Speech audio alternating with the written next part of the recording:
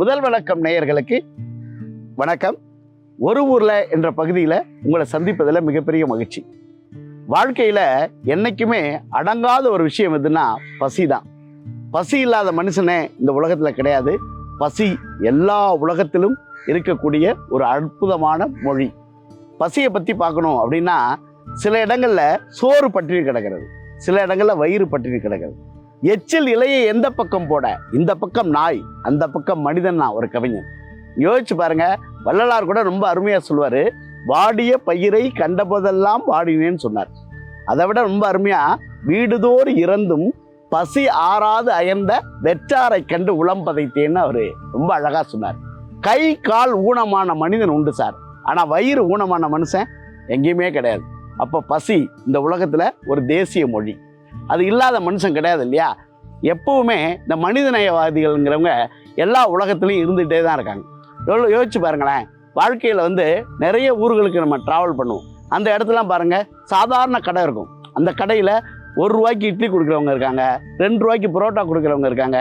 நிறைய பேர் இந்த தான தர்மங்களை பண்ணிக்கிட்டே இருக்காங்க. அப்படி தான தர்மம் பண்ணுறதுனால தான் மனித வாழ்க்கை வாழுது. இன்னொருத்தனுக்கு ஒரு சந்தேகம். ஒரு நாள் இந்த உலகம் எதுக்கு, வானம் ஏன் கீழே விழாமல் இருக்குது அப்படின்னு ஒரு சந்தேகம் வந்துச்சு ஒருத்தனுக்கு. அவன் போய் ஒரு சாமியார்கிட்ட கேட்டான், இந்த வானம் ஏன் கீழே விழாமல் இருக்குது அப்படின்னொன்னே.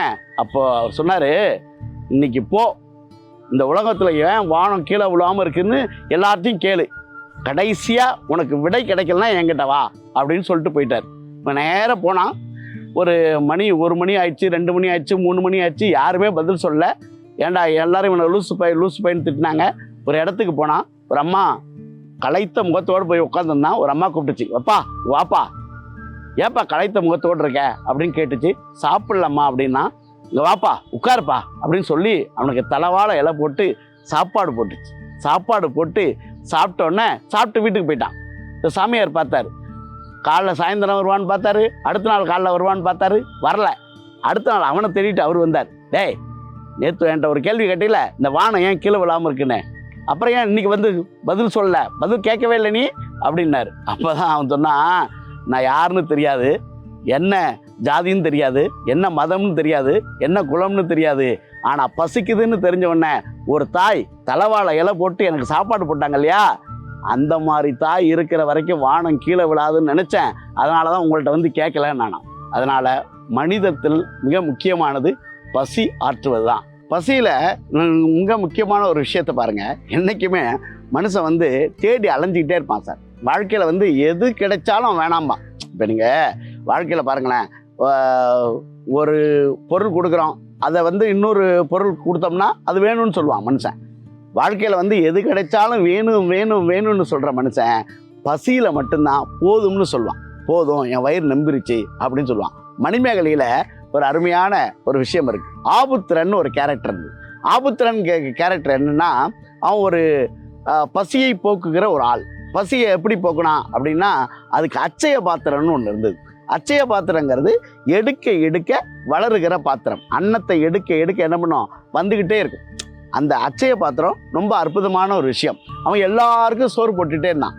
இந்திரனுடைய கம்பளம் நடுங்கிடுச்சு, ரத்தன கம்பளம். இந்திரன் கீழே வந்தான். கீழே ஒரு மாறு வேஷம் போட்டுட்டு ஆபுத்திரனை பார்த்து கேட்டான், ஆபுத்திரா உனக்கு என்ன வேணும்? அப்போ அவன் கேட்டான், ஆபுத்திரன் நீ எனக்கு என்ன கொடுப்ப? உண்டி கொள்ளோ, உடுப்பனை கொள்ளோ, பெண்டீர் கொள்ளோ, பேணினர் கொள்ளோ, என்னையா கொடுப்ப? நீ நல்ல உணவு கொடுப்பியா, என்ன உடுப்ப நல்ல ட்ரெஸ்ஸு கொடுப்பியா, இல்லை அழகான பெண்களை தருவியா? அதெல்லாம் எனக்கு வேணாம். ஒருத்தர் பசியோடு இருக்கிற போது அவர்களுக்கு நான் உணவிடுறேன் இல்லையா, அவங்க சாப்பிட்ட உடனே ஒரு முகம் களைப்படைந்த முகம் வரும் இல்லையா, ஐயோ ராசா நீ நல்லா இருக்கணும் ராசான்னு வாழ்த்துவாங்க இல்லையா, அந்த வாழ்த்துதலை உன்னால் தர முடியுமா? தர முடியாதுல்ல. உன் வேலையை பார்த்துட்டு கிளம்புன்னு சொல்லிடுவான். யோசிச்சு பாருங்க, கடவுளை கூட திருப்பி அனுப்புகிற ஒரு மனுஷன் யாருன்னா பசியோடு இருக்கிறவனுக்கு உணவு போடுறவன். எனவே உணவு ரொம்ப முக்கியமான விஷயம். உணவை நம்ம நிறைய வெரைட்டியாக இன்றைக்கி சாப்பிட்றோம் இல்லைங்களா? அதனால் பசியோடு வருகிறவர்களுக்கு உணவிடுவது தான் வாழ்க்கையில் மிக முக்கியமான விஷயம். அதை ஆபுத்திரன் கதைங்கிறது ரொம்ப அருமையாக காட்டுது. அதில் மிக முக்கியமான விஷயம் என்னென்னா, அவன் போய் ஒரு மணிபல்லவ தீவில் போய் மாட்டிக்குவான். மாட்டிக்கும் போது கூட கடைசியில் அந்த உணவு பாத்திரம் அவங்ககிட்ட இருக்கும். தனக்கு மட்டுமே இந்த உணவு பாத்திரம் பயன்படக்கூடாது, அட்சய பாத்திரம் பயன்படக்கூடாதுன்னு அதை கோமிய பொய்களை விட்டுட்டு உண்ணா நோன்பு இருந்து உயிர் துறந்தான்னு சொல்கிறாங்க.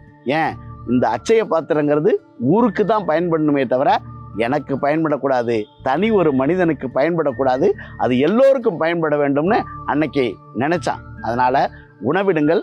வாழ்க்கையில் கடைசி வரை யாருக்காவது சாப்பாடு போட்டிங்கன்னா அந்த நல்ல உள்ளங்கள் உங்களை வாழ்த்தும். அதை வாழ்த்துவது தான் உங்களுக்கு நல்ல விஷயங்களை தரும் என்று சொல்லி அற்புதமான அந்த வாய்ப்புக்கு நன்றி சொல்லி விடைபெறுகிறேன். நன்றி, வணக்கம்.